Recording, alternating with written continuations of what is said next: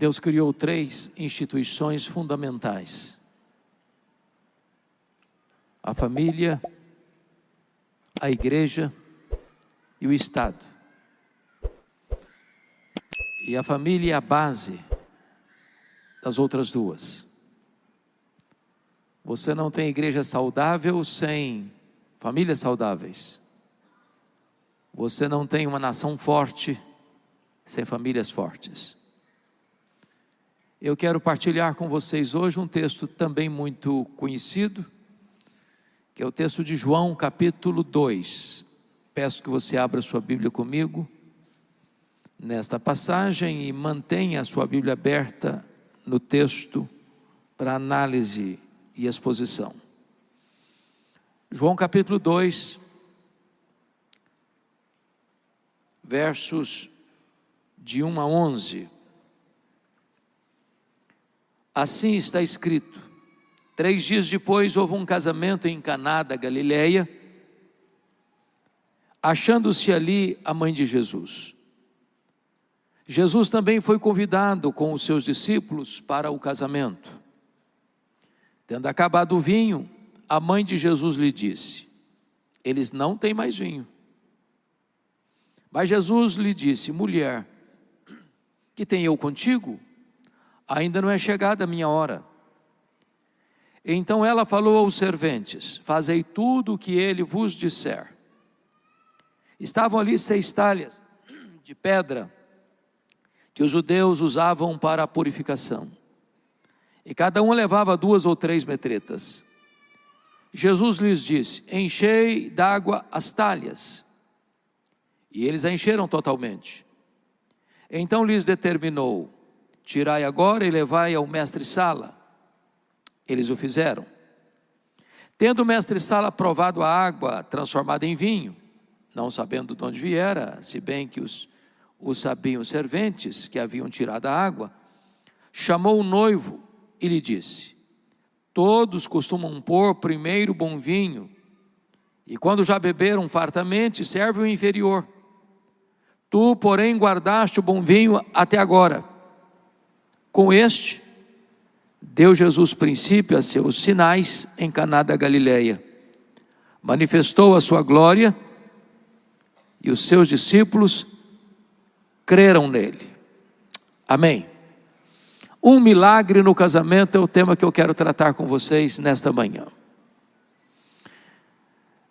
É muito significativo que Jesus tenha começado os seus milagres tão portentosos, tão abençoadores, exatamente numa festa de casamento.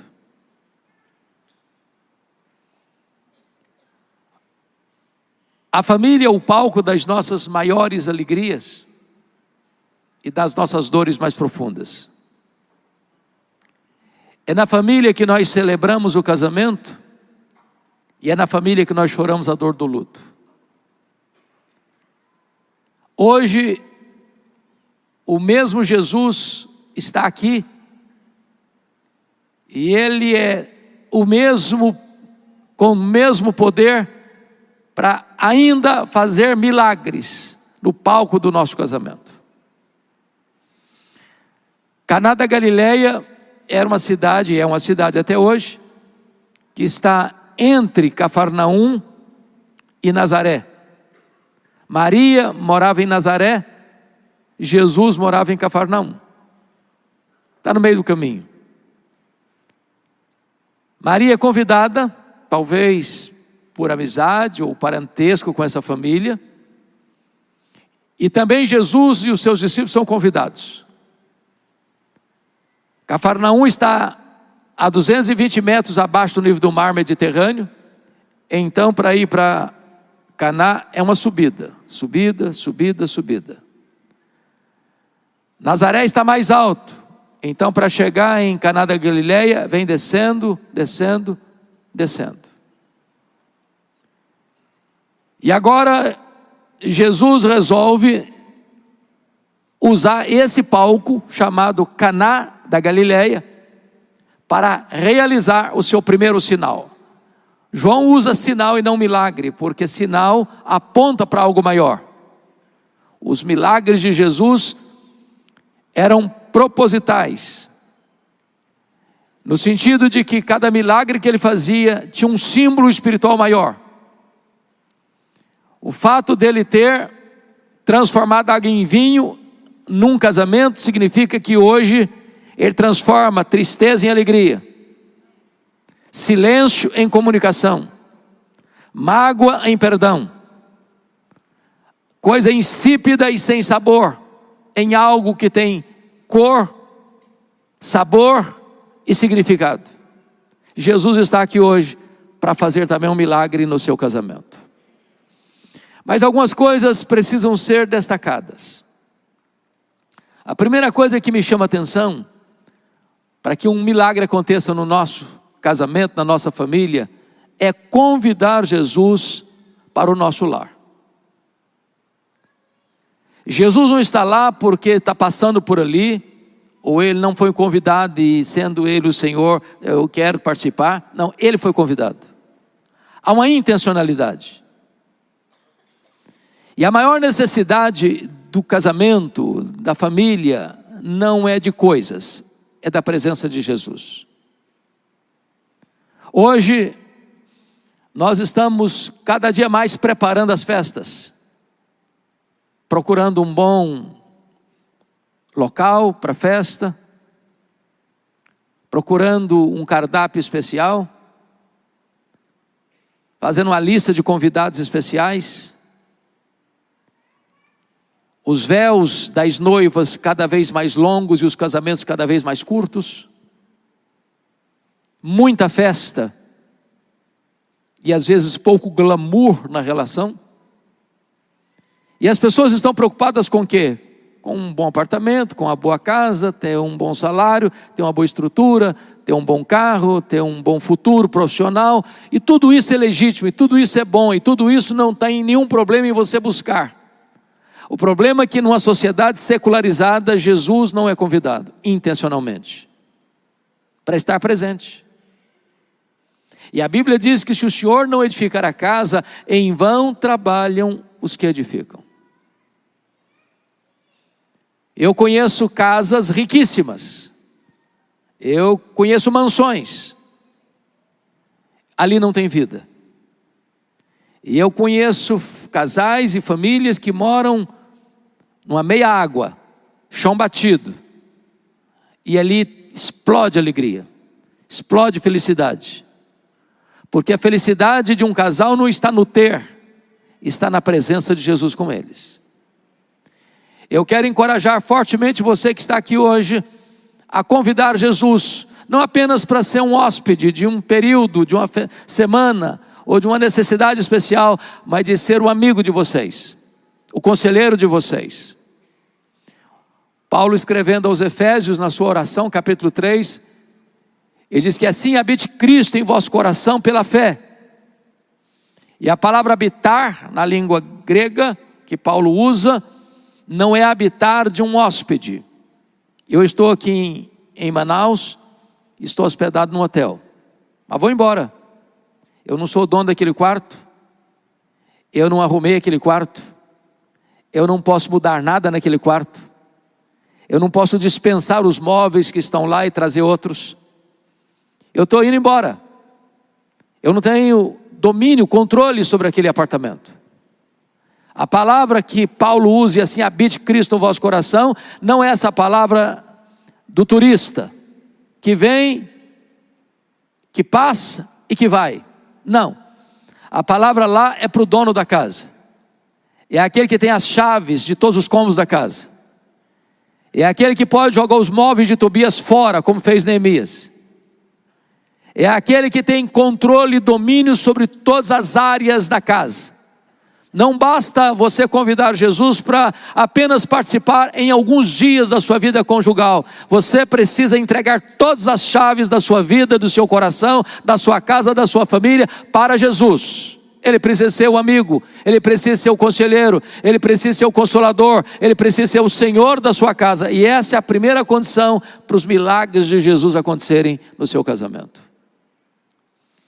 A segunda coisa que eu quero destacar, e essa é muito séria, a segunda lição é que mesmo quando Jesus está presente, problemas acontecem na nossa casa. Vejam vocês que Jesus está presente nesse casamento e faltou vinho. É preciso distinguir o que é vinho para lá e o que é vinho para cá, porque quando você fala em festa para nós falamos de algumas horas de festa. Você tem uma cerimônia na igreja, como disse ontem, aí vai para um rico cerimonial, e lá você tem tantas horas para fazer a sua festa. Naquela época as festas duravam dias, às vezes uma semana. E a cultura do oriental, ainda hoje, é fartura na mesa. É uma vergonha você convidar alguém para sua casa e não ter comida, e não ter provisão. E você falhar no cálculo, e falhar na administração, no planejamento. E o problema é que aquela família dá uma festa de casamento, e no meio da festa, a principal provisão, que era o vinho, que era a bebida, acabou. E vinho na Bíblia é um símbolo de alegria. Faltou alegria no começo do casamento. E Jesus está presente. O que significa isso? Significa, irmãos, que o fato de você ser crente não necessariamente representa que você não vai ter problema, que você não vai enfrentar luta, que você não vai lidar com uma crise no casamento, que de repente a alegria pode ir embora. Há muitos casamentos, inclusive dentro da igreja, adoecidos. Há muitos cônjuges, mesmo crentes, salvos, que vão morar no céu. Estão vivendo uma luta, uma batalha terrível aqui na terra. O diálogo já foi embora. O afeto já acabou. O romantismo já não existe mais. O diálogo já não é tão prazeroso mais. A convivência não é tão saudável mais. Casais que estão se tolerando, casais que estão aí se arrastando, casais que estão adoecidos, casais que perderam a alegria, o encanto da vida conjugal, casais que estão aí há meses sem ter intimidade. O vinho da alegria acabou. E eu quero dizer para você que é possível que mesmo você sendo um casal crente, vocês sendo um casal crente, vocês estejam lidando com algum tipo de falta nessa relação, nessa festa, nessa convivência, mesmo quando Jesus está presente.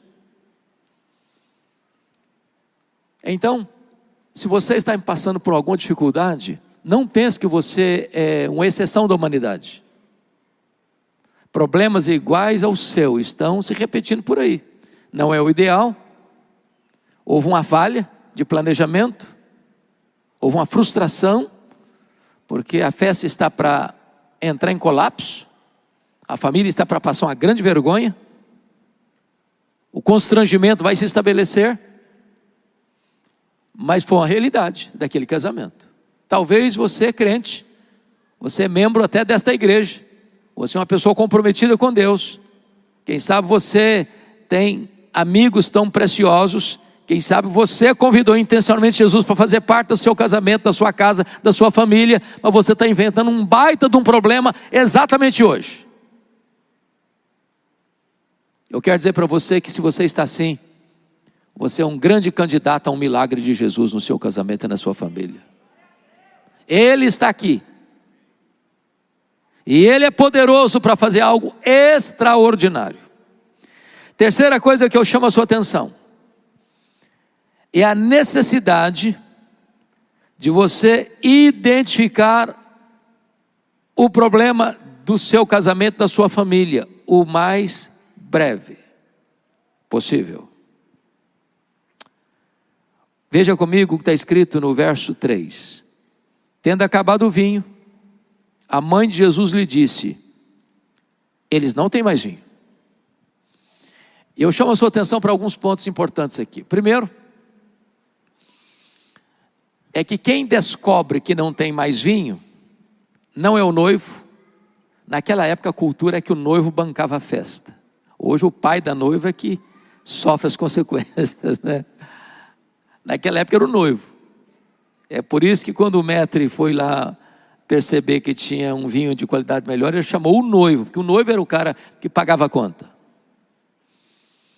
Hoje está difícil o cara casar, todo mundo pagando a conta, menos ele. Já imaginou naquela época? O noivo pagava a conta. Mas não foi o noivo que descobriu que estava faltando vinho. Não foram os garçons, os serventes que descobriram que estava faltando vinho. Não foi o maître da festa que descobriu que estava faltando vinho. Quem descobriu isso foi uma mulher, foi Maria.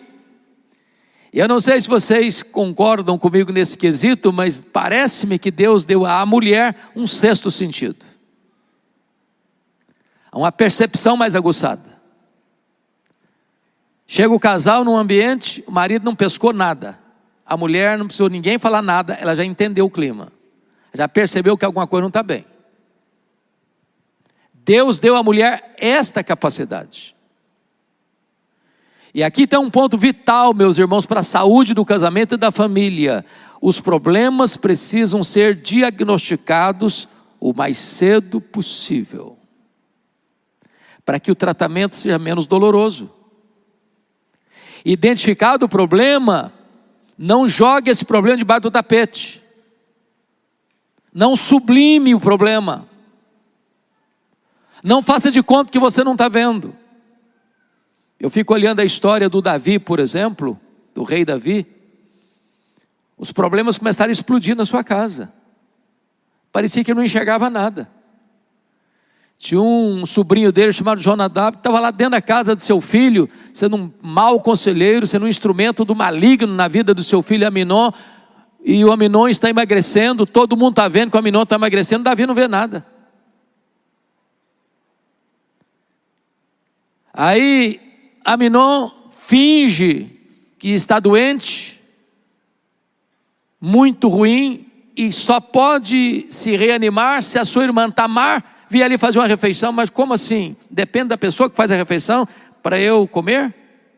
Que história é essa?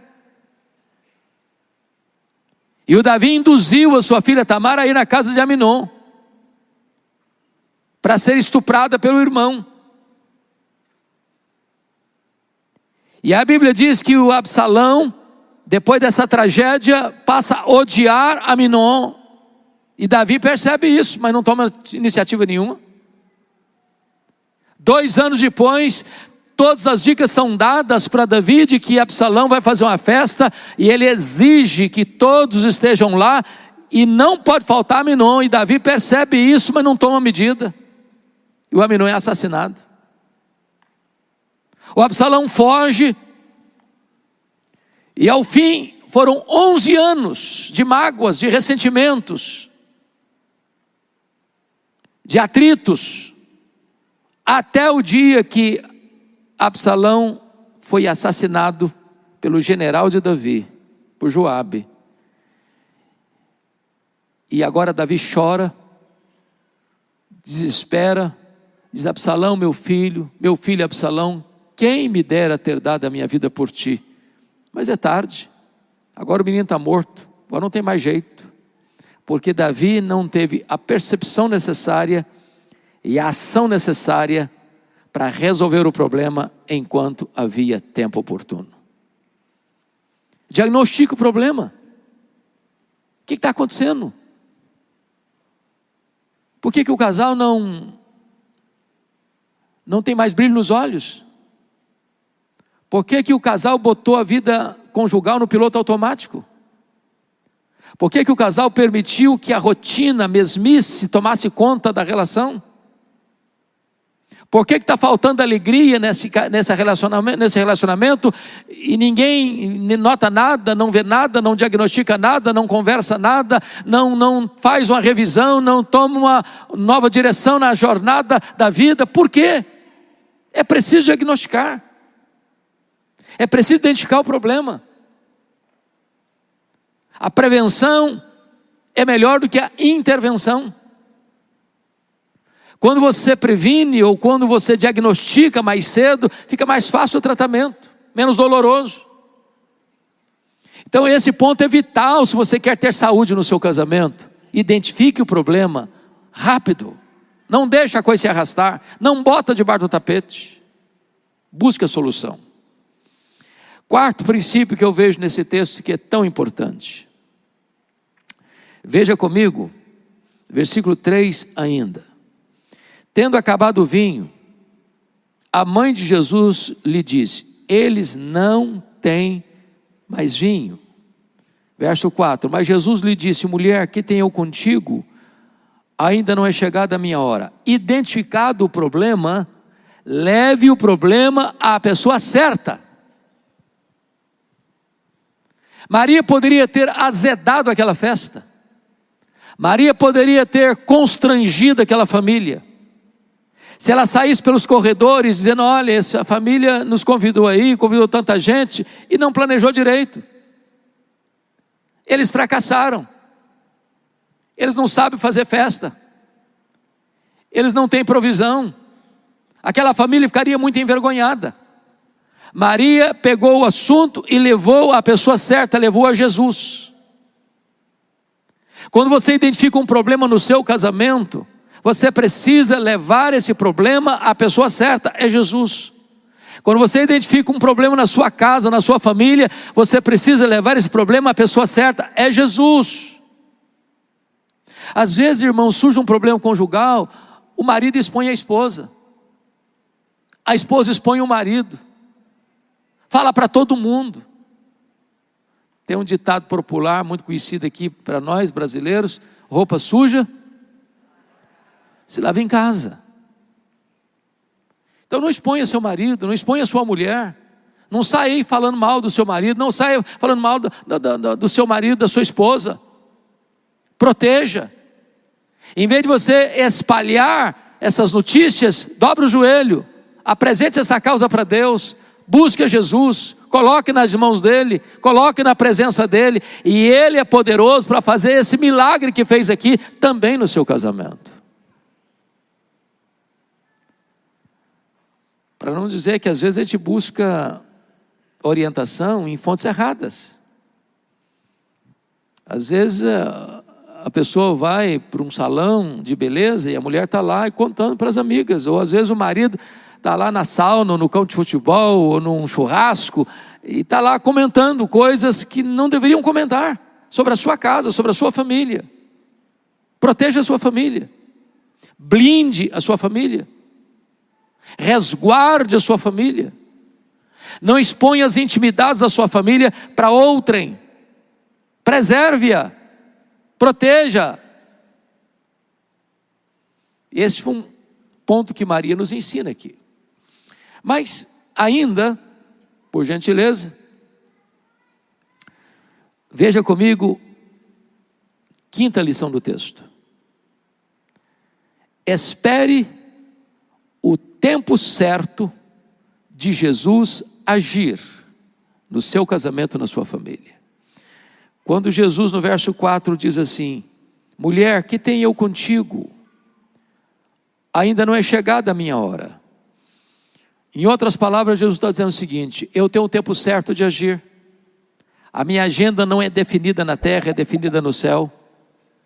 A minha agenda não é estabelecida pela pressão do urgente, nem pela indução das pessoas mais próximas.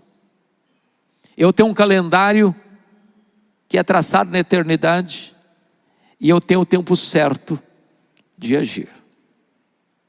Às vezes nós queremos que Deus faça no nosso tempo e do nosso jeito. Às vezes nós somos como Naamã. Ele foi a Eliseu, e a gente tinha feito a liturgia do culto da cura dele. E ele ficou muito frustrado, porque Eliseu não atendeu a liturgia que eu tinha montado para o culto da cura. Eliseu nem apareceu para ele, mandou só um recado: olha, vai lá falar com Naamã, para ir lá no Jordão, mergulhar 7 vezes, e ele vai ficar curado. Falei: mas não é isso que eu esperava, eu queria do meu jeito. Mas Deus não se curva ao nosso jeito, Ele é soberano, Ele faz todas as coisas conforme o conselho da sua vontade. Então espere o tempo certo, na hora certa Ele vai fazer, Ele é Deus. E quando Ele fica em silêncio, E quando ele parece demorar, não é porque está longe nem indiferente, é porque está preparando algo maior e melhor para fazer na sua vida. É no tempo dele, é da forma dele, é para a glória dele. Então aguarde o tempo certo. Mas há uma outra coisa aqui digna de nota. A resposta de Jesus parece-nos a princípio que é um pouquinho delicada com a sua mãe. Porque notem, Maria leva o problema a Jesus e comunica a ele: eles não têm mais vinho. A resposta de Jesus é: mulher, que tenho eu contigo? Não é chegada a minha hora. Na cultura brasileira, se um filho dá uma resposta dessa para a mãe, ele é passível de uma repreensão.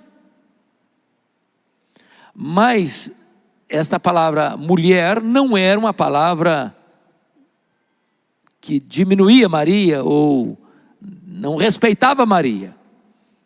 Essa palavra é a mesma palavra que nós usamos hoje para senhora. Foi a mesma palavra que Jesus usou para sua mãe lá na cruz.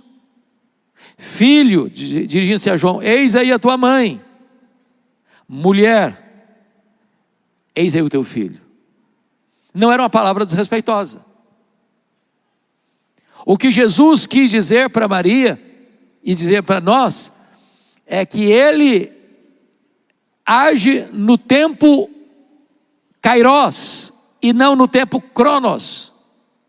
Ele age no tempo próprio, estabelecido na eternidade, conforme o conselho da sua sabedoria, e não conforme a nossa pressão e a nossa pressa. Então acalma o seu coração. Acalma o seu coração. Ele é soberano. Ele é Deus. Ele enxerga na curva. Ele enxerga no escuro. Se ele ainda não respondeu a sua oração, se a coisa ainda não aconteceu, é porque ele está trabalhando, mesmo que a providência seja carrancuda, mas por trás tem uma face sorridente. Descanse no cuidado dele. Agora, outra coisa importante no texto. Olha a resposta de Maria para os serventes. Versículo 5. Então ela falou aos serventes: fazei tudo o que ele vos disser. 2 pontos. Maria nunca tinha visto um milagre operado por Jesus. Porque está escrito, no versículo 11, com este deu Jesus princípio a seus sinais. Então queremos entender que até esse tempo Jesus não tinha feito nenhum milagre. Mas Maria, que guardava essas coisas no coração, vocês se lembram lá no templo, Jesus com 12 anos, ela podia não entender tudo, mas ela guardava essas coisas no coração. O anjo Gabriel tinha dito para ela, lá em Nazaré, que ela conceberia por obra do Espírito Santo, e que o filho que ela estaria gerando era o Filho do Altíssimo, era o próprio Deus, era o Verbo encarnado. E Jesus já estava agora com mais de 30 anos, porque começou o ministério com 30. Ela nunca tinha visto um milagre, mas ela tinha consciência de uma coisa: ele tinha poder para fazer o que os outros não conseguiam fazer. Segunda coisa digna de nota no texto, é que esta palavra de Maria, fazei tudo o que ele vos disser, é a última palavra de Maria registrada na Bíblia. Então, se alguém quer honrar Maria, se alguém quer enaltecer Maria, se alguém quer dar a ela o prestígio que ela merece, é preciso atender à sua última palavra, ao seu último desejo, à sua última recomendação: fazei tudo o que Jesus vos disser. Que ponto extraordinário, que lição magnífica nós aprendemos com Maria nesse texto. Mas,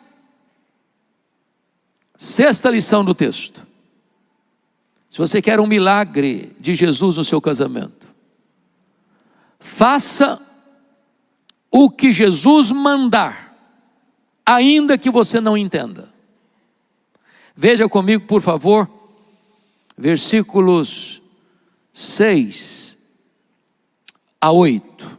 Está escrito assim: estavam ali 6 talhas de pedra que os judeus usavam para as purificações, e cada uma levava 2 ou 3 metretas.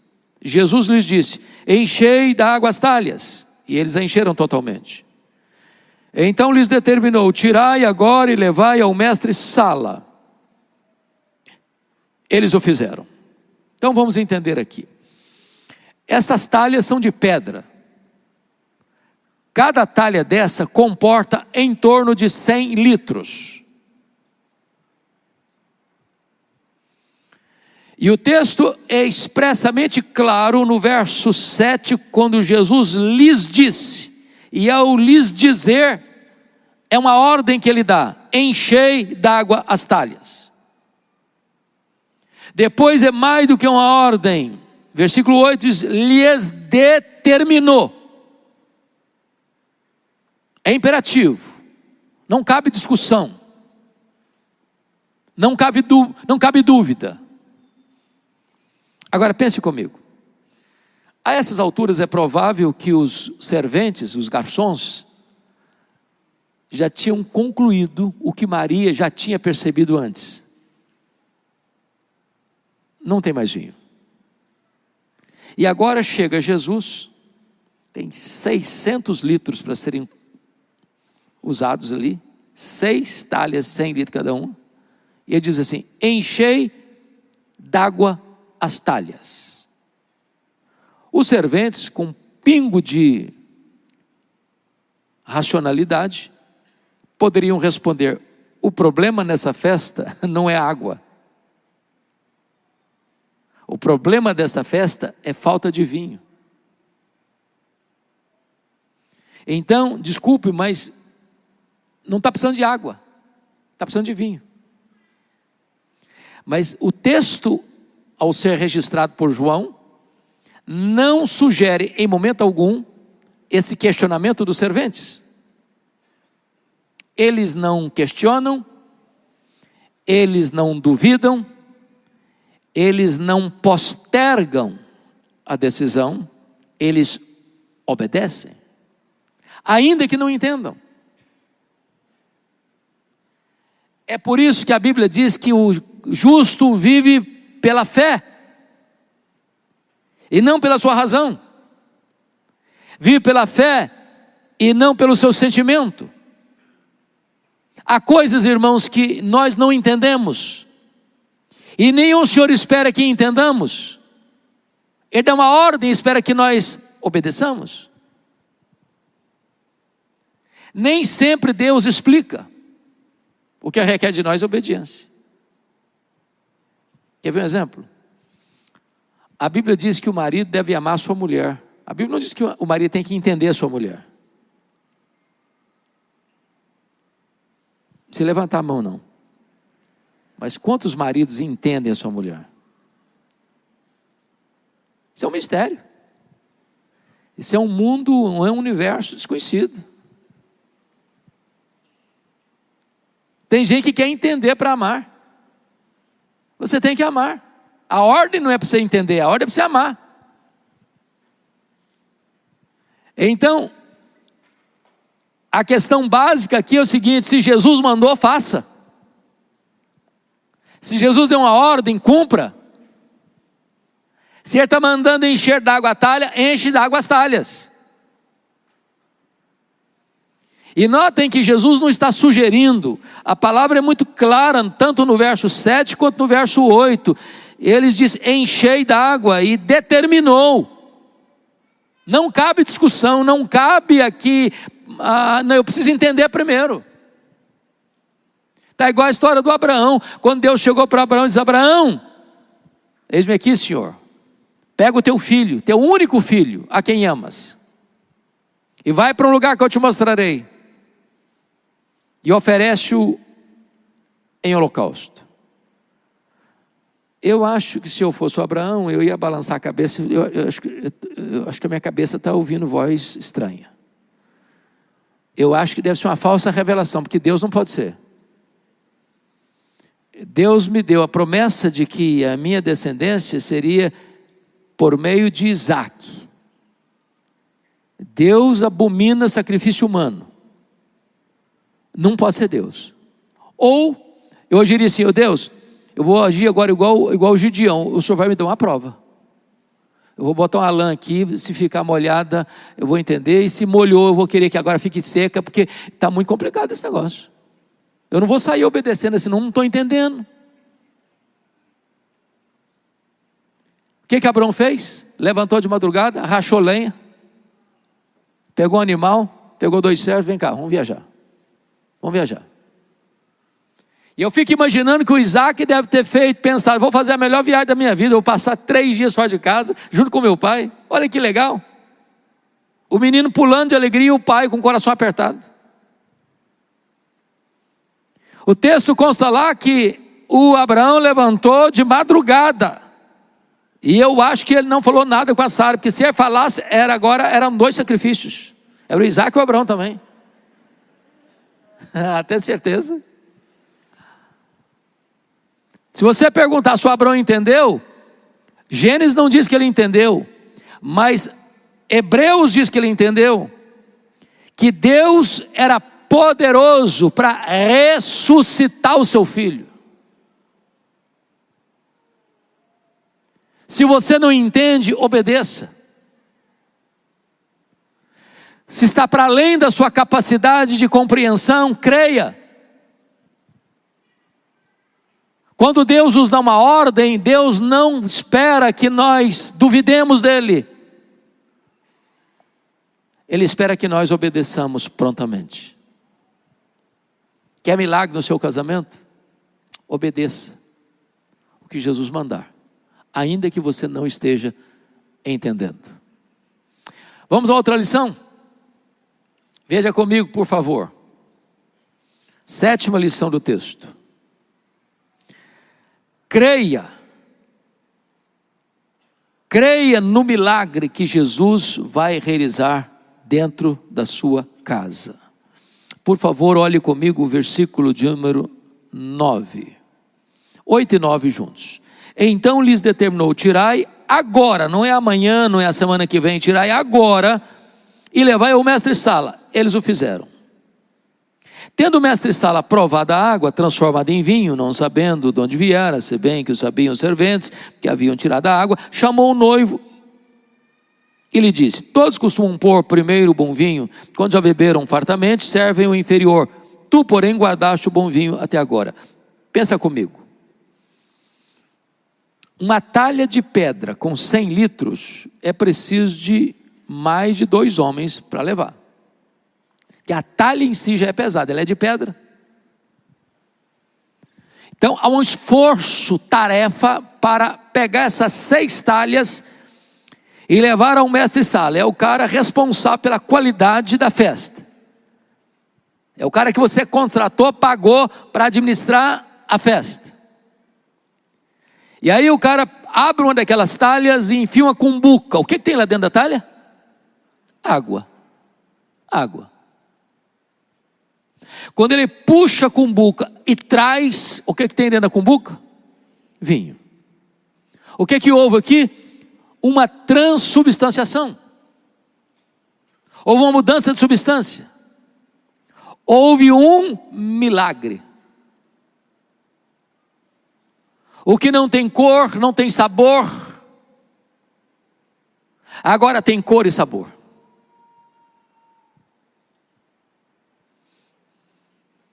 Eu quero dizer para você hoje, em nome de Jesus, que se você entrou aqui e o seu casamento já tinha perdido a cor e o sabor, hoje Jesus pode fazer um milagre no seu casamento. Ele pode restaurar o romantismo, ele pode restaurar o afeto, o respeito, a doçura, a ternura, o carinho, a vida íntima. Se você fizer o que ele manda, algo extraordinário pode acontecer na sua vida, no seu casamento, nesta manhã, em nome de Jesus.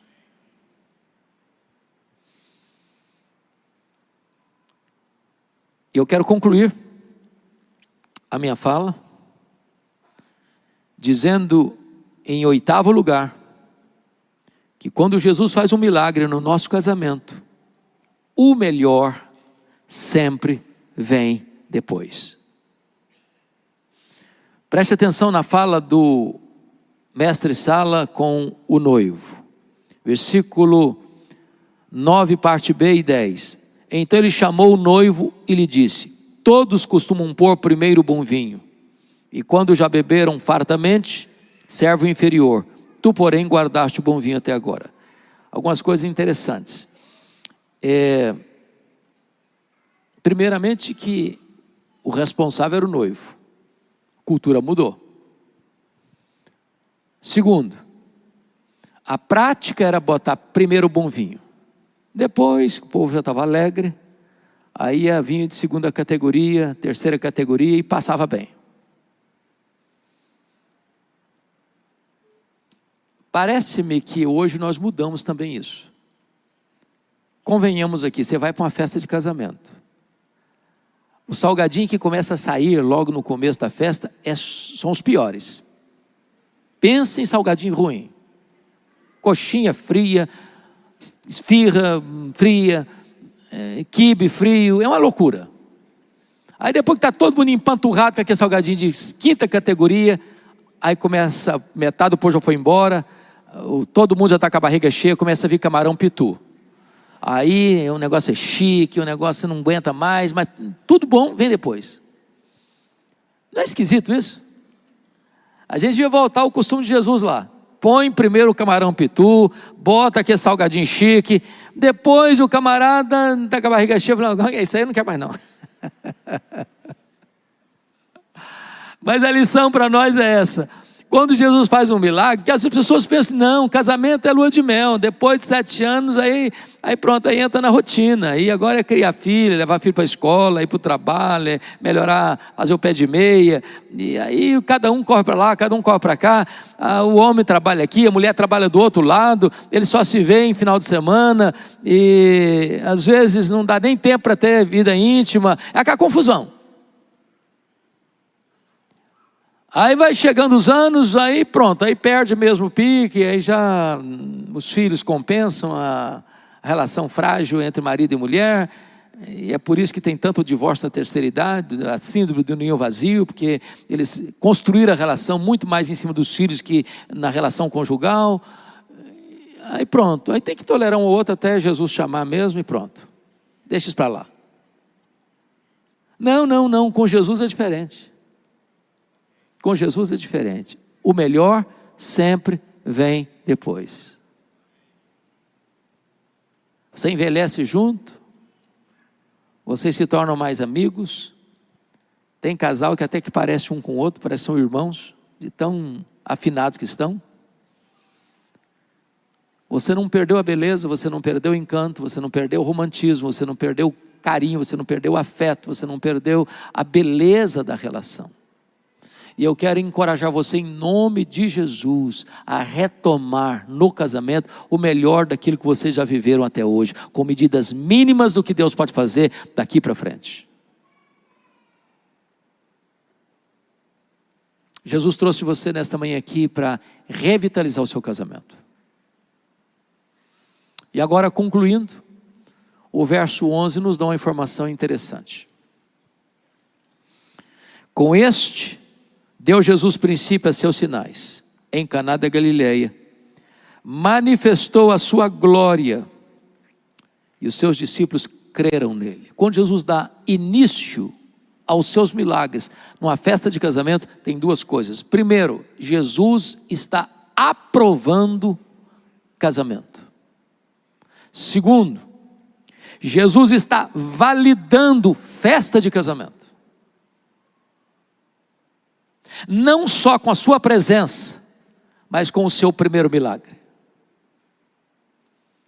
E o resultado é duplo. Primeiro, tem salvação, seus discípulos creram nele. Creram em que palco? Em que ambiente? Numa festa de casamento. A glória dele se manifestou em que lugar? Numa festa de casamento. Meus irmãos, uma família um casamento visitado por Jesus, restaurado por Jesus, é um palco iluminado de evangelismo. Não tem nada que impacta mais uma cidade, não tem nada que impacta mais a sociedade do que olhar para um casal que se ama, de olhar para uma família que experimentou e experimenta o cuidado, a presença e os milagres de Jesus. A minha oração é que nesta manhã, a nossa casa seja o lugar da presença de Jesus, e a nossa casa seja o lugar do milagre de Jesus, e a nossa casa seja o palco da salvação de Jesus, e a nossa casa seja o palco da Shekinah de Deus descendo sobre a nossa família. Que Deus nos ajude, que Deus nos abençoe. Amém.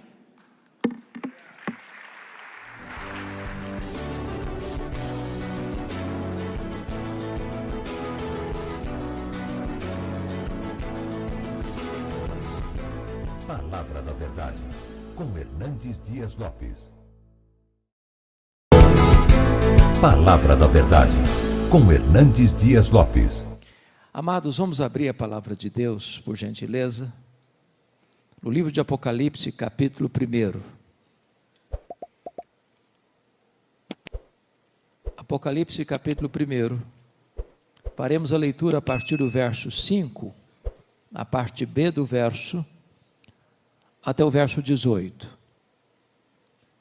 Eu estou com a versão revista e atualizada, e nessa versão está escrito assim: Aquele que nos ama e pelo seu sangue nos libertou dos nossos pecados e nos constituiu reino, sacerdotes para o seu Deus e Pai, a Ele a glória e o domínio pelos séculos dos séculos. Amém. Eis que vem com as nuvens, e todo olho o verá, até quantos o traspassaram. E todas as tribos da terra se lamentarão sobre ele, certamente. Amém. Eu sou o Alfa e o Ômega, diz o Senhor Deus, aquele que é, que era e que há de vir, o Todo-Poderoso. Eu, João, irmão vosso e companheiro na tribulação, no reino e na perseverança, em Jesus achei-me na ilha chamada Patmos por causa da palavra de Deus e do testemunho de Jesus. Achei-me espírito no dia do Senhor, e ouvi por detrás de mim grande voz como de trombeta, dizendo: O que vês, escreve em livro e manda às 7 igrejas: Éfeso, Esmirna, Pérgamo, Tiatira, Sardes, Filadélfia e Laodiceia. Voltei-me para ver quem falava comigo, e voltado vi 7 candeeiros de ouro, e no meio dos candeeiros um semelhante a filho de homem, com vestes talares, e cingido à altura do peito com uma cinta de ouro. A sua cabeça e cabelos eram brancos como alva lã, como neve, os olhos como chama de fogo, os pés semelhante ao bronze polido, como que refinado numa fornalha, a voz como voz de muitas águas. Tinha na sua mão direita 7 estrelas, e da boca saía-lhe uma afiada espada de 2 gumes. O seu rosto brilhava como o sol na sua força. Quando o vi, caí a seus pés como morto. Porém ele pôs sobre mim a mão direita, dizendo: Não temas, eu sou o primeiro e o último, e aquele que vive. Estive morto, mas eis que estou vivo pelos séculos dos séculos, e tenho as chaves da morte e do inferno. Amém. Meus amados, quando o apóstolo João escreveu este texto, já no final do 1º século, a igreja primitiva estava vivendo os seus dias mais sombrios. Muita dor, muita lágrima, muito sangue. Os crentes estavam sendo crucificados, queimados vivos, jogados às feras. Aliás, todo o 1º século Foi um tempo muito difícil. Os imperadores romanos, na sua maioria, foram homens truculentos. Poderíamos rememorar a história de César Augusto, que governou do ano 27 a.C. ao ano 14 depois de Cristo, período em que Jesus nasceu em Belém da Judéia. Ele foi sucedido por Tibério César, que governou do ano 14 ao ano 37 da era cristã, quando então Jesus é crucificado, ressuscita dentre os mortos e retorna aos céus, onde está assentado à direita da majestade. Tibério César foi substituído por Calígula, um dos homens mais perversos da história, que governou de 37 a 41 da era cristã. Ele foi sucedido por Cláudio, que governou de 41 a 54, período em que houve uma grande fome no mundo, e os judeus foram dispersos de Roma, ou expulsos de Roma, voltando para sua terra pobres, o que oportunizou o apóstolo Paulo a fazer uma grande coleta entre as igrejas gentílicas para os pobres da Judéia. Cláudio foi sucedido por Nero, que governa de 54 a 68. Talvez um dos homens mais perversos da história. O homem que incendiou Roma e mandou matar o apóstolo Paulo e o apóstolo Pedro. Nero suicidou em 68 e foi sucedido por Vespasiano, que governou de 69 a 79.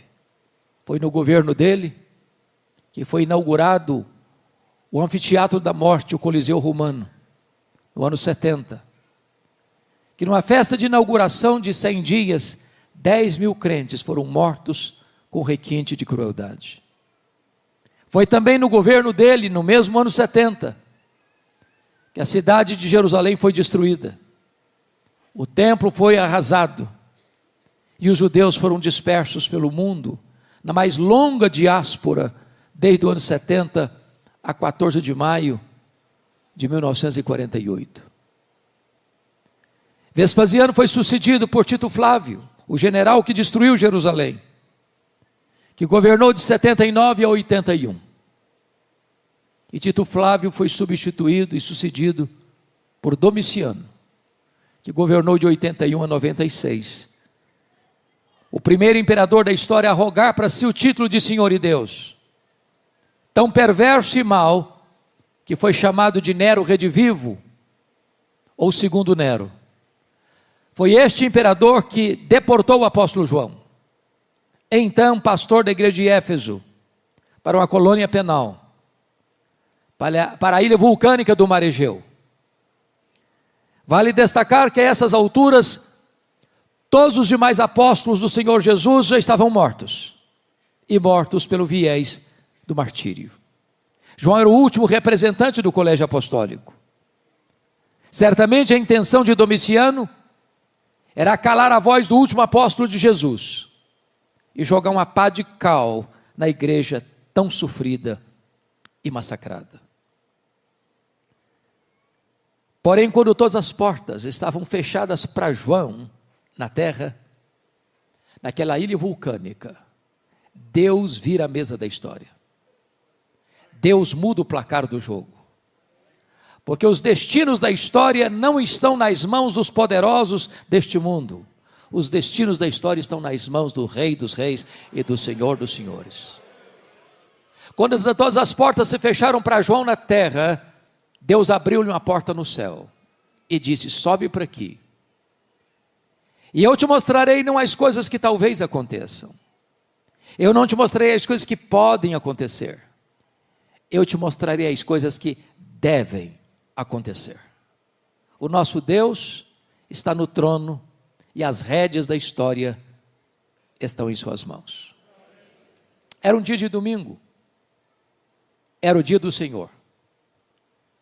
Quando João escuta atrás dele uma voz como de trombeta dizendo: o que vês, escreve em livro e manda às 7 igrejas: Éfeso, Esmirna, Pérgamo, Tiatira, Sardes, Filadélfia e Laodiceia. Quando ele se volta para ver quem falava com ele, ele não vê quem falava com ele. Ele vê as 7 igrejas, os 7 candeeiros. E no meio das igrejas, um semelhante a filho de homem. O mundo só pode ver Jesus na igreja e através da igreja. Mas quem é este que João vê no meio das igrejas? Este é o centro da história. É o centro da eternidade. É o centro da terra. É o centro do céu. Este é o centro do Antigo Testamento, o centro do Novo Testamento. Este é tudo em todos. Este é a semente da mulher. É o descendente de Abraão. É o Cordeiro da Páscoa. É a coluna de nuvem. É a coluna de fogo. É o maná que caiu do céu. É a água que brotava da rocha. Simbolizado pelo tabernáculo, pela arca da aliança, pelo templo, pelas festas, pelos sacrifícios, pelo sábado. Tudo era sombra dele. Ele é realidade. Ele é tudo no Novo Testamento. Ele é aquele que na plenitude dos tempos nasceu, segundo a lei, nasceu de mulher. Ele é o verbo que se fez carne. Ele é o fundamento da igreja. Ele é o dono da igreja. Ele é o edificador da igreja. Ele é o protetor da igreja. Ele é o cordeiro que tira o pecado do mundo. O cordeiro que foi morto, mas está vivo pelos séculos dos séculos. Ele é o grande eu sou. Ele é o pão da vida, a luz do mundo, a porta das ovelhas, o bom pastor, a ressurreição e a vida, o caminho, a verdade e a vida, a videira verdadeira. Ele é o alfa, ele é o ômega, ele é o princípio, ele é o fim, ele é a raiz de Davi, ele é o leão da tribo de Judá, ele é o rei dos reis, ele é o senhor dos senhores, ele é a razão da nossa vida, ele é a nossa alegria, ele é a nossa paz, ele é a nossa justiça, ele é a nossa herança, e nós viemos aqui para adorá-lo nesta noite.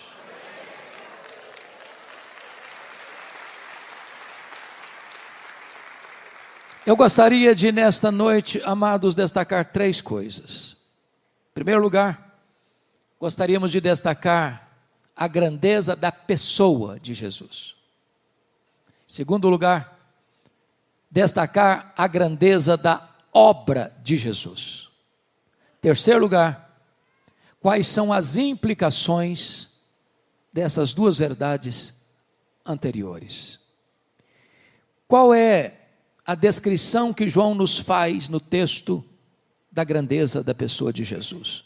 Com a Bíblia aberta comigo, vejamos. Em primeiro lugar, versículo de número 13. E diz: e no meio dos candeeiros, um semelhante a filho de homem. Notem vocês, que a primeira coisa que ele percebe é a onipresença de Jesus.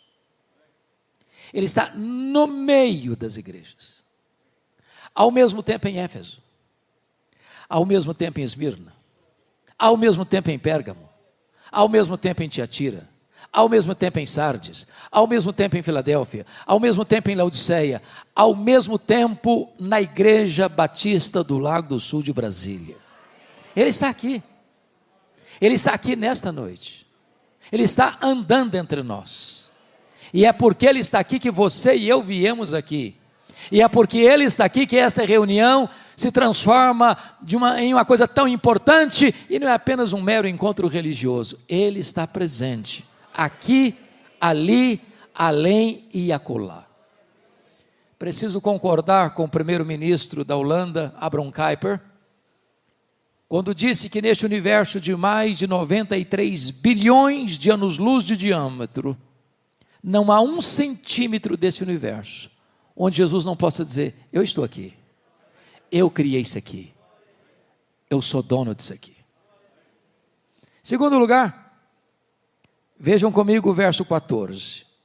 A sua cabeça e cabelos eram brancos como a alva lã, como neve. O que representa esta figura?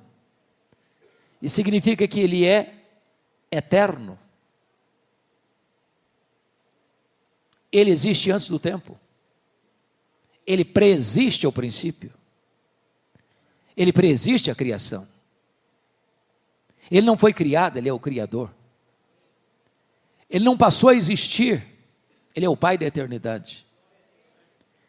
Ele já existia eternamente como Deus, na comunhão plena da Trindade, antes que houvesse o mundo.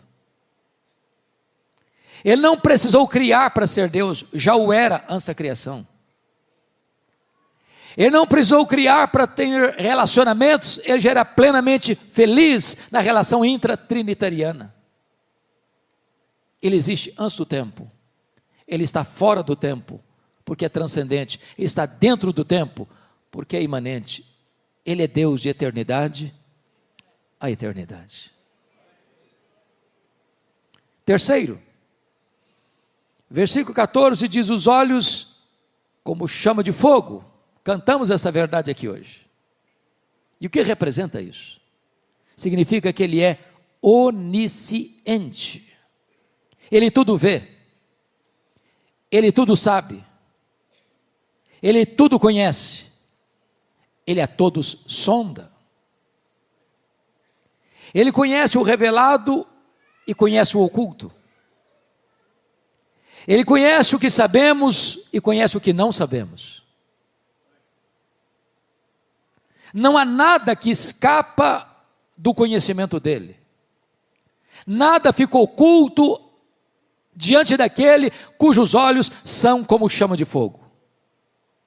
É por essa razão que, na medida que as cartas são enviadas às 7 igrejas, há um estribilho que se repete em todas elas: eu conheço, eu conheço, eu conheço, eu conheço, eu conheço, eu conheço, eu conheço. Eu conheço as tuas obras. Eu conheço a tua tribulação e a tua pobreza. Eu conheço o lugar onde tu habitas. Ele conhece o seu nome. Ele conhece o seu passado.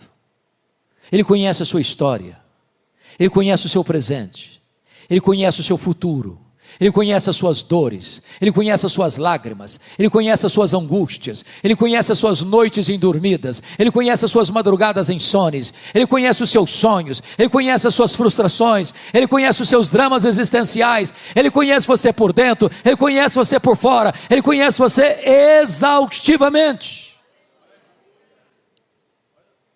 É curioso que nós amamos as pessoas porque nós não as conhecemos completamente. Se as pessoas pudessem saber tudo a nosso respeito, até o que pensamos, talvez fugiriam de nós.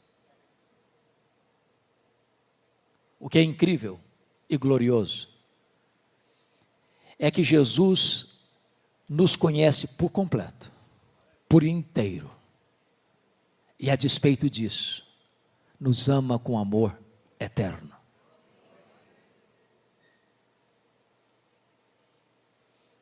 Ainda, notem comigo o versículo 15. Os pés semelhante ao bronze polido, como que refinado numa fornalha. O que é que essa figura representa? Representa que Ele é onipotente. Ou seja, ninguém pode ameaçar Jesus. Ninguém pode intimidar Jesus. Ninguém pode derrotar Jesus. Ninguém pode colocar Jesus contra a parede, diminuí-lo, subtraí-lo, deslustrar a sua glória. Ele é o todo-poderoso Deus. Tudo pode. Ninguém pode resisti-lo. Quando Ele vier na sua majestade e glória, Ele vai colocar todos os seus inimigos debaixo dos seus pés. E vai lançar no lago do fogo o anticristo, o falso profeta, o diabo, a morte, o inferno e todos aqueles cujos nomes não estão escritos no livro da vida. É curioso que de vez em quando levanta-se algumas pessoas do topo da sua ignorância, ou da sua tolice, e tentam ridicularizar Jesus, como se pudessem derrotá-lo ou diminuí-lo. Mais recentemente, o patrono dos agnósticos da Inglaterra, Richard Dawkins, escreveu um livro ruidoso, Deus, um delírio. Algumas pessoas insensatamente disseram, agora vai desacreditar a Bíblia. Agora vai colocar o cristianismo debaixo do selo do ridículo. E eu pergunto a vocês, onde está o livro Deus, um delírio? Nem na promoção ninguém compra mais. Virou pó. E a Bíblia continua sendo traduzida, impressa e distribuída aos milhões. E Jesus continua soberano, assentado no trono. Se notaram, este ano de 2025, a maioria das escolas de samba do Brasil fizeram apologia do diabo, achando com isso que poderiam desgastar Jesus. Tolice, completa tolice. Em São Paulo, há alguns anos, encenaram no carnaval o diabo arrastando Jesus pelos cabelos rua fora, como se aquilo pudesse destruir a reputação de Jesus. O entendimento que eu tenho é o Salmo 2.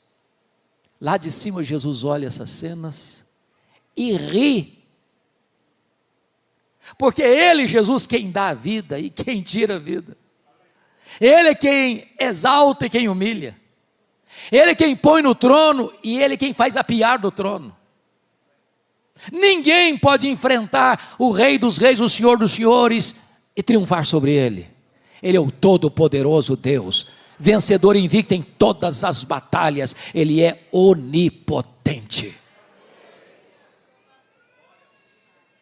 Mas notem mais. O verso 15 diz, a voz é como voz de muitas águas. O que significa isso? Significa que a sua palavra é poderosa, é onipotente. Meus irmãos, essa palavra é tão poderosa que Ele chamou à existência as coisas que não existiam e sem matéria pré-existente, criou o universo pela palavra do seu poder. Ele dá uma ordem e o sol para. Ele dá uma ordem e as estrelas aparecem, cada uma chamada pelo nome. Quando tem mais estrelas no firmamento que todos os grãos de areia de todas as praias e desertos do nosso planeta. Ele dá uma ordem e o mar se acalma. Ele dá uma ordem e o vento cessa. Ele dá uma ordem e a enfermidade acaba. Ele dá uma ordem e os demônios têm que bater em retirada. Ele dá uma ordem e os anjos saem para obedecê-lo. Ele dá uma ordem e a sua voz ecoa no universo. E ela é poderosa. E essa voz está sendo proclamada nesta noite. A voz do Evangelho, a voz das Escrituras. Mas notem mais, versículo 16, diz que tinha na mão direita 7 estrelas e da boca saía-lhe uma afiada espada de 2 gumes. Significa esta figura que ele é o vencedor invicto em todas as batalhas. E notem que às vezes pensamos que essa conflagração final, essa batalha final, será um ajuntamento de nações com armas poderosas, com tanques de guerras, com armas nucleares, com bombas atômicas. E embora o homem tenha tanta força nesta área bélica, mas a única arma que vai ser acionada nessa batalha final não vai ser a força do exército humano ou das grandes potências militares. Na verdade, Jesus vem e Ele mata o anticristo com o sopro da sua boca, com a manifestação da sua vinda, e não precisa de ajuda do braço da carne, mas Ele vai colocar debaixo dos seus pés todos os seus inimigos. Não há como enfrentá-lo e vencê-lo. A vitória dele já está garantida. Mas notem, por gentileza, versículo 16 diz que o seu rosto brilhava como o sol na sua força. Ele é glorioso. O Cristo que João está vendo aqui não é mais aquele Cristo suando sangue, em lágrimas, prostrado com o rosto no chão do Getsemane. O Cristo que João está vendo aqui não é mais aquele Cristo cuspido e esbordoado do sinédrio judaico. O Cristo que João está vendo aqui não é mais aquele Cristo vilipendiado e espancado do pretório romano. O Cristo que João está vendo aqui não é mais aquele Cristo que caminha exangue pelas ruas apinhadas de Jerusalém, sob os apupos e vaias de uma multidão ensandecida. O Cristo que João está vendo aqui não é mais aquele Cristo pregado na cruz, suspenso entre a terra e os céus. O Cristo que João está vendo aqui é o Cristo da glória, cujos cabelos são brancos como a neve, cujos pés são como de bronze polido, como os olhos como chamas de fogo, voz como voz de muitas águas, e o seu rosto brilha como o sol na sua força. Este é o Cristo da glória. Quando você lê as Escrituras, você percebe que todas as pessoas que tiveram a visão da glória de Cristo, tiveram ou sofreram um profundo impacto. Quando Deus se revelou a Jó na sua majestade, ele disse: meu Deus, eu te conheci só de ouvir. Agora os meus olhos te veem e eu me abomino. Quando Isaías teve uma contemplação da sua glória, ele diz: ai de mim, eu estou perdido. Quando João contempla o Cristo da glória, ele cai como morto aos seus pés. É o Cristo glorioso. Mas finalmente, notem comigo o versículo 17 e 18, que ele é o Cristo da restauração. Porque João, ao cair como morto, o Senhor pôs a mão direita sobre ele e diz assim: ô João, fica com medo não. Eu sou o primeiro e eu sou o último. Eu estive lá no começo, eu estarei lá no fim e eu estou no processo. Ô João, não fica com medo não, porque eu já estive morto, mas eu estou vivo pelos séculos dos séculos. Nós não estamos aqui adorando o Cristo que esteve vivo e está morto, nós estamos aqui adorando o Cristo que esteve morto e está vivo pelos séculos dos séculos. Fica com medo não, João, porque eu tenho as chaves da morte e do inferno. Quem tem as chaves tem o controle, tem o poder, tem a autoridade. Jesus manda no céu, Jesus manda na terra, Jesus manda no inferno. Ele é o soberano Senhor do universo, e é este o Cristo que amamos, é este o Cristo que esta igreja proclama, este é o Cristo que nos deu vida eterna, a glória da sua pessoa. Vejamos o segundo ponto da mensagem agora, então, a glória da sua obra em nosso favor.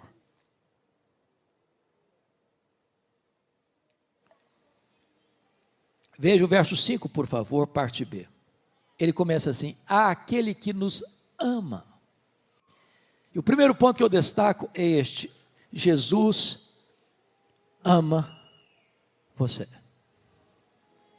Eu vou repetir porque esta não é uma afirmação simples não. Jesus ama você. Eu não conheço um remédio mais eficaz para curar autoestima achatada e complexo de inferioridade do que esta declaração: Jesus ama você. Os irmãos puritanos da Inglaterra do século 17 perguntavam: achas pouco seres amado por Deus? Não existia céu, não existia terra, não existia galáxias, não existia mundos estelares, não existia anjos, não existia a criação, mas existia você no coração de Jesus. Ele ama você com amor eterno e atrai você para Ele com cordas de amor. Apesar de conhecer você, seus erros, seus pecados, suas mazelas, suas contradições, seus paradoxos, seus deslizes, apesar de me conhecer por dentro e por fora, Ele nos ama com amor eterno. Não há nada que você possa fazer para Jesus amar você mais. Não há nada que você possa fazer para Jesus amar você menos. Ele ama você com amor eterno. Mas notem, Ele não nos ama por quem nós somos. A causa do amor dele por nós não está em nós, está nele mesmo.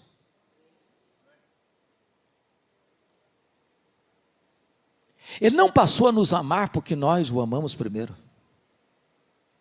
Ele nos amou primeiro, por isso nós o amamos. O nosso amor por Ele é o refluxo do fluxo do amor dele por nós. Ele não nos ama por causa dos nossos méritos, Ele nos ama apesar dos nossos deméritos. Ele não nos ama por causa das nossas virtudes, Ele nos ama apesar dos nossos pecados. O amor dele por nós é abundante, porque é derramado pelo Espírito Santo em nosso coração. O amor dele por nós é imerecido, porque ele nos ama, diz a Escritura, quando nós éramos fracos, ímpios, pecadores e inimigos. O amor dele por nós é provado. Deus prova o seu próprio amor para conosco pelo fato de ter Cristo morrido por nós, sendo nós ainda pecadores. Nunca duvide do amor de Jesus por você. Ele não escreveu nas nuvens com letras de fogo, eu te amo. Ele esculpiu na cruz do Calvário, eu te amo. Segundo lugar, olha comigo a segunda obra dele, no versículo 5, está escrito ainda assim: e pelo seu sangue nos libertou dos nossos pecados. Se primeiro, ele nos amou, segundo, ele morreu por nós. Ele morreu por você. Ele morreu pelos seus pecados. Ele não morreu porque foi uma vítima do sistema. Ele não morreu porque sucumbiu ao poder de Roma. Ele não morreu porque foi uma vítima das tramas do sinédrio judaico. Ele não morreu porque Judas o traiu. Ele não morreu porque Pedro negou. Ele não morreu porque o sinédrio judaico costurou acusações pesadas contra ele. Ele não morreu porque Pilatos covardemente o sentenciou à pena de morte. Ele não morreu porque os soldados romanos o pregaram naquela cruz. Ele morreu voluntariamente pelos seus, pelos meus, pelos nossos pecados. Ele não morreu como um mártir. Ele não foi para aquela cruz esperneando. Ele diz: ninguém tira minha vida de mim, eu pelo contrariamente, espontaneamente a dou. Ele caminha para aquela cruz como um rei caminha para a sua coroação. Diz a Bíblia que ele não levou em conta a vergonha, a ignomínia da cruz, pela alegria que lhe estava proposta, a alegria de comprar você com o seu sangue e dar a você a vida eterna.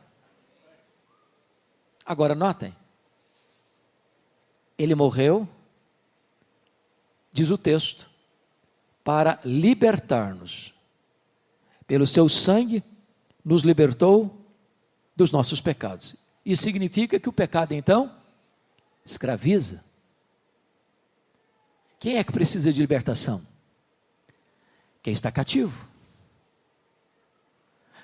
A Bíblia diz que quem pratica o pecado é escravo do pecado.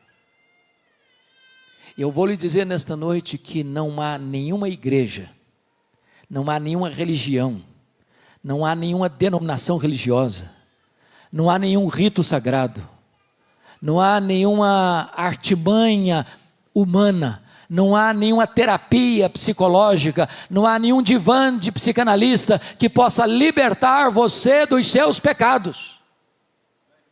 É só Jesus, é só o sangue de Jesus. Irmãos, o homem não pode lidar com os dramas da sua culpa.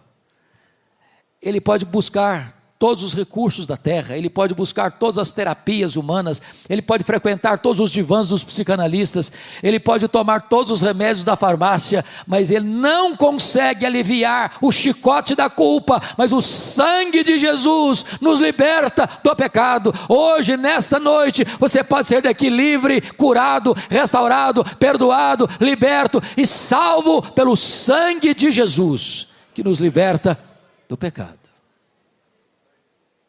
Ele amou você e ele morreu por você. Terceira verdade que esse texto nos apresenta está no verso 6. Vejam vocês: e nos constituiu reino e sacerdotes para o seu Deus e Pai. Primeiro, ele amou você. Segundo, ele morreu por você. Terceiro, ele exaltou você. Vejam que no Velho Testamento nenhum sacerdote podia ser rei, e nenhum rei podia ser sacerdote. O rei Uzias, do topo da sua vaidade, depois de 5 décadas no governo, tentou usurpar o ofício sacerdotal e entrou no templo para queimar incenso, e diz a Bíblia que Deus o sentenciou com lepra e ele morreu leproso. Porém agora Jesus vem, ele ocupa o tríplice ofício. Ele é profeta, ele é sacerdote, ele é rei. E agora você que crê em Jesus é constituído por ele rei e sacerdote. Nas palavras do apóstolo Pedro, somos sacerdócio real.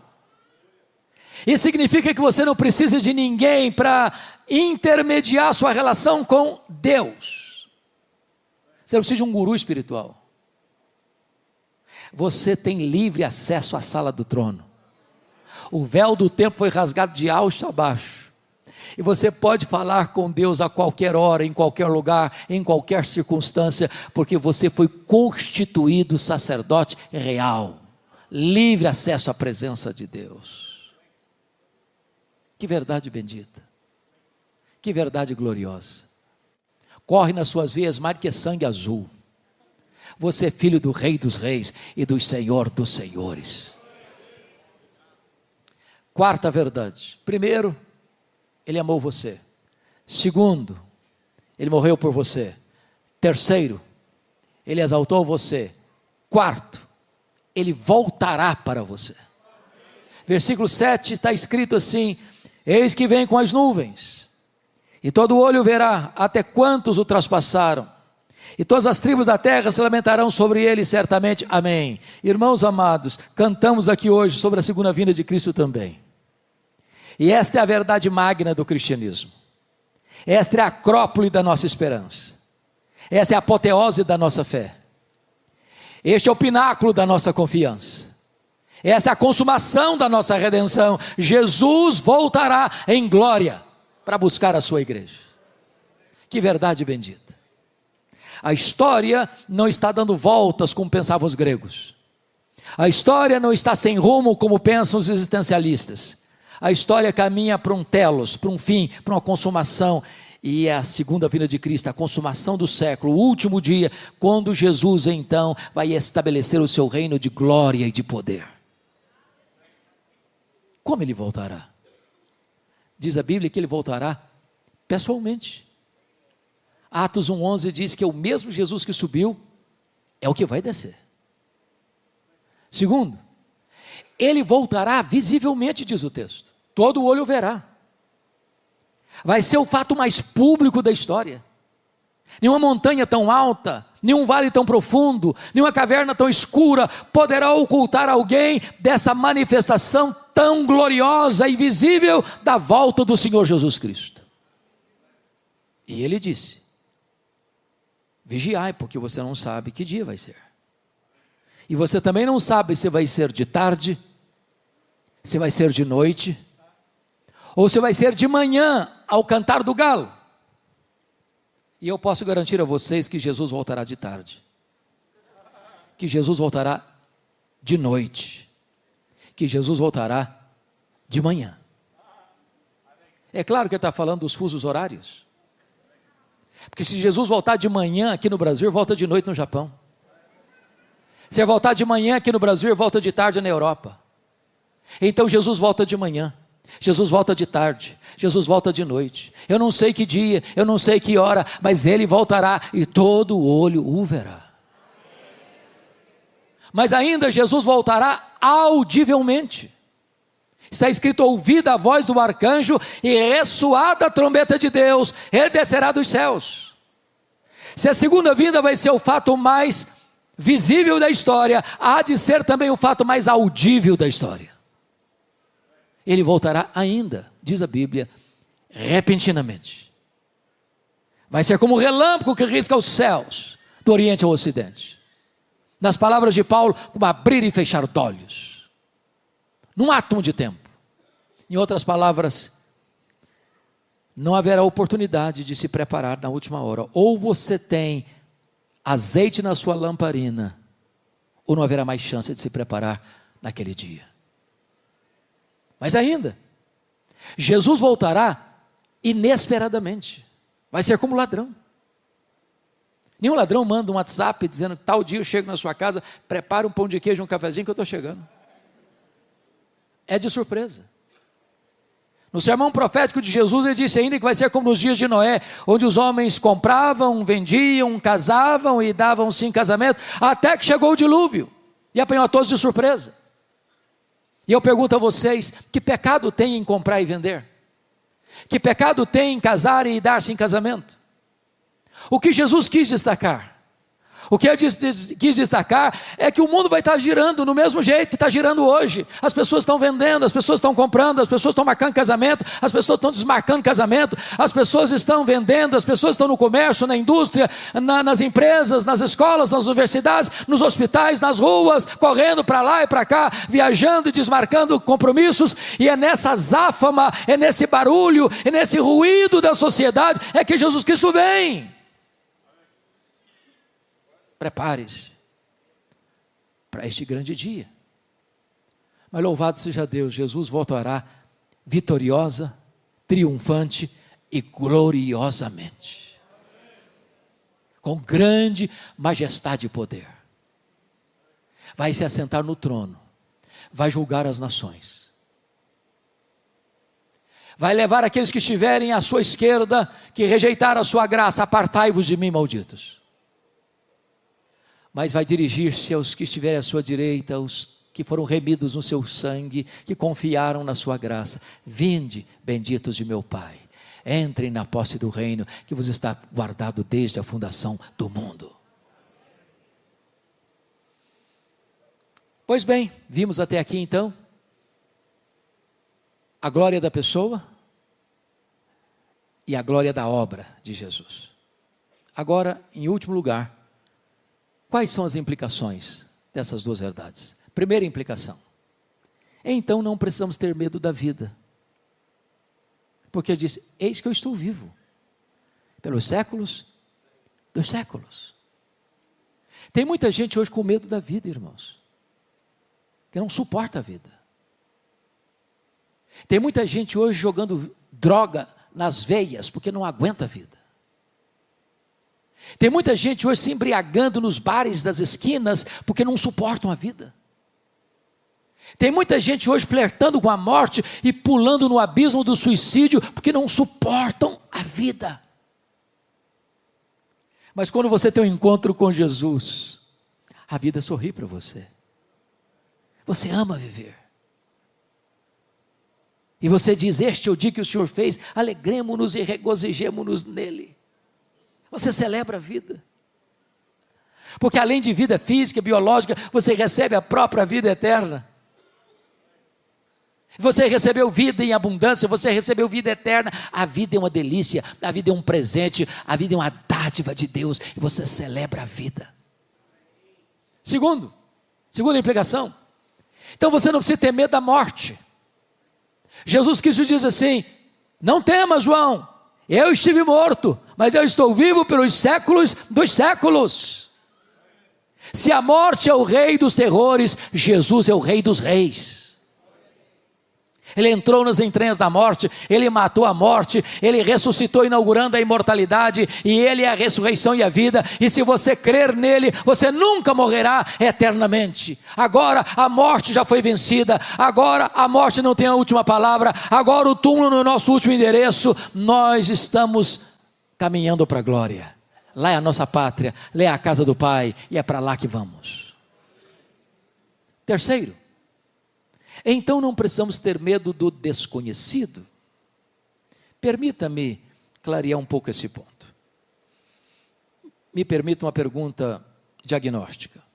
Quantos aqui nesse belo auditório, hoje, têm a garantia da sua salvação em Cristo Jesus, porque nasceram de novo?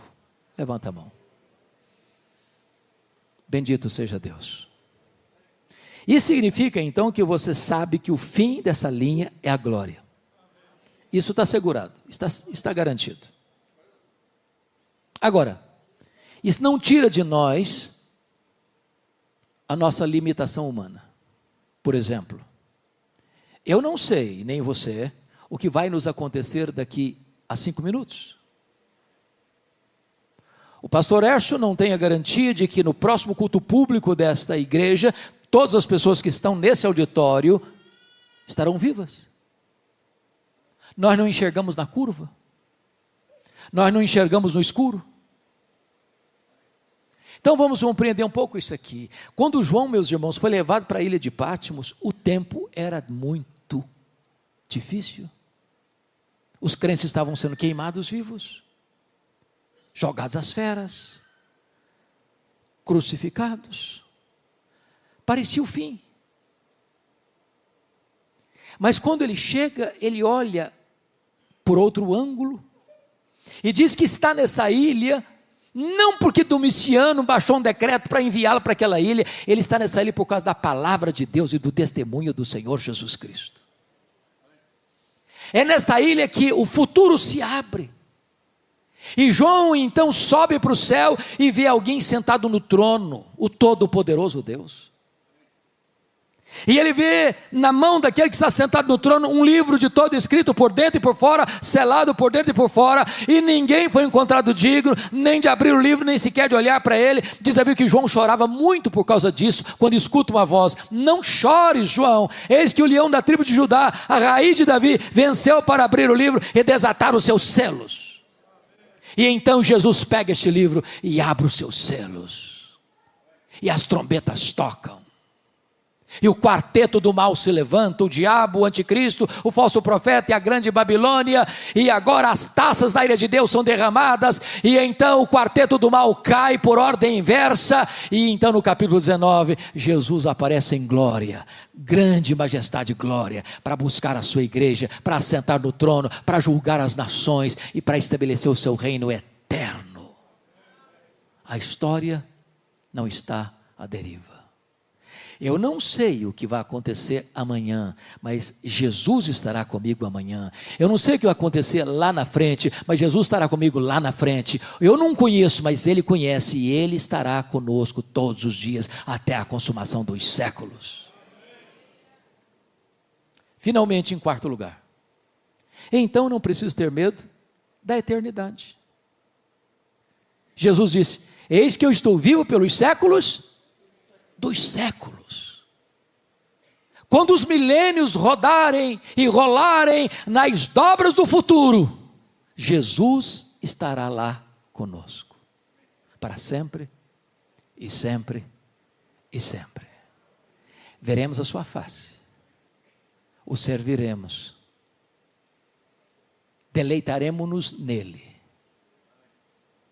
Ele vai ser nossa alegria. Nós o conheceremos, sem jamais esgotar o conhecimento dele. E então ele será o nosso prazer, a nossa alegria, a nossa recompensa, a razão da nossa vida, por toda a eternidade. Este Jesus que esta igreja canta e proclama.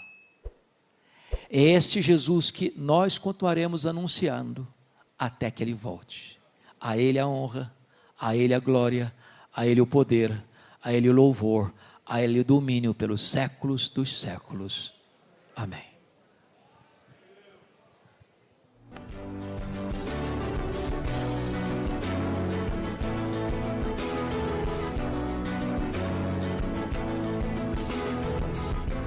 Palavra da Verdade, com Hernandes Dias Lopes.